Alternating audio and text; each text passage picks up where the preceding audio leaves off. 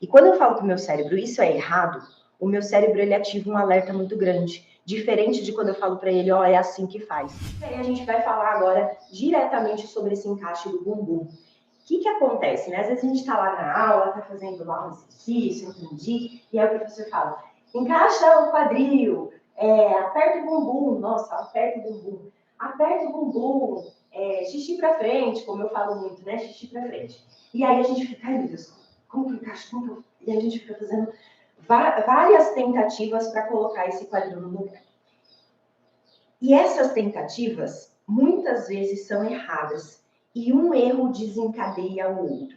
Então, antes de eu falar para você exatamente como é que a gente deve fazer para encaixar o nosso quadril, a gente vai entender os erros que a gente comete na hora de encaixar. Por quê? Se eu souber dos erros que eu posso cometer, eu consigo evitá-los. Agora, se eu não conheço os erros que eu posso cometer, eu não tenho como evitar. Sim? O primeiro princípio do balé, na minha visão, não é a gente tentar fazer certo.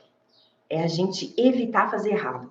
Quando eu evito fazer errado, que é mais fácil para o meu cérebro evitar o erro, a gente começa a ter o certo como uma consequência.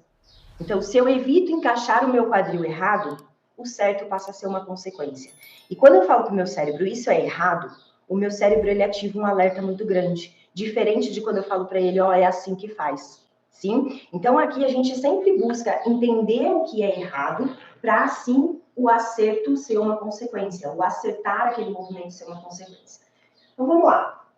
Primeiro erro que a gente acaba cometendo na nossa aula de balé, na hora que o professor fala, aperta o bumbum, encaixa o quadril, sim? O primeiro erro é pensar em apertar o bumbum. A gente vai, ó, olha só pro meu quadril, tá totalmente desencaixado. Agora eu vou apertar meu bumbum, ó. Apertei meu bumbum horrores e não teve nenhuma movimentação na minha articulação do quadril.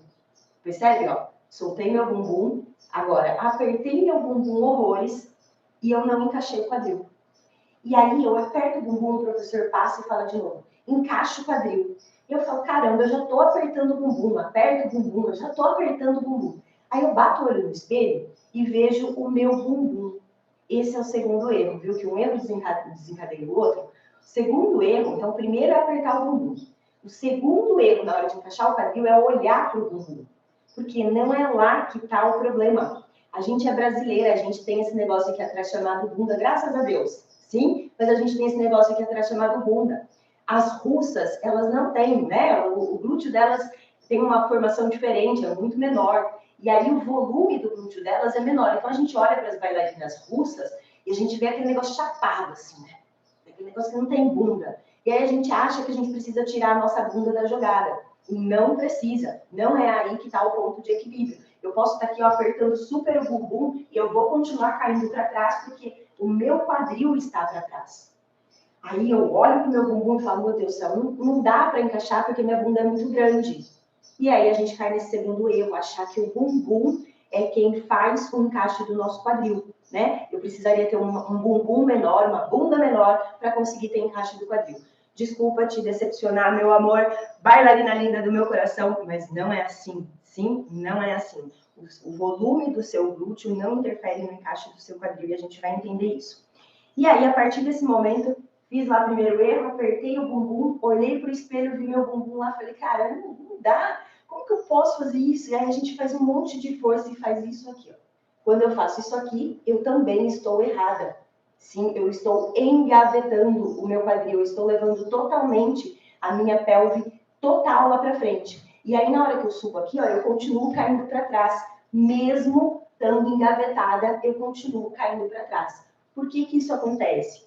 Porque o encaixe do nosso quadril não é para ele ir totalmente para frente. Eu tenho que alinhar ele com a minha coluna. Lembra que a nossa coluna faz as curvinhas?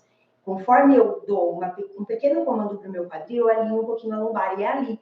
Se eu dou muito comando, o meu quadril passa da linha da lombar e aí eu começo a ter um eixo descompensado novamente. Pensa numa gangorra.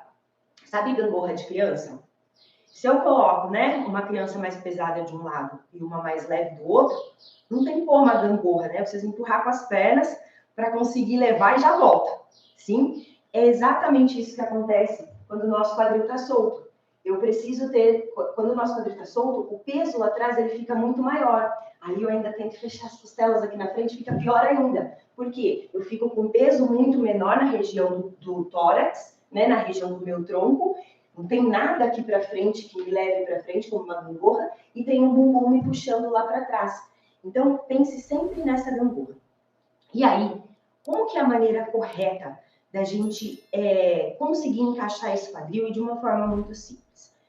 Primeira coisa é entender como o nosso quadril funciona.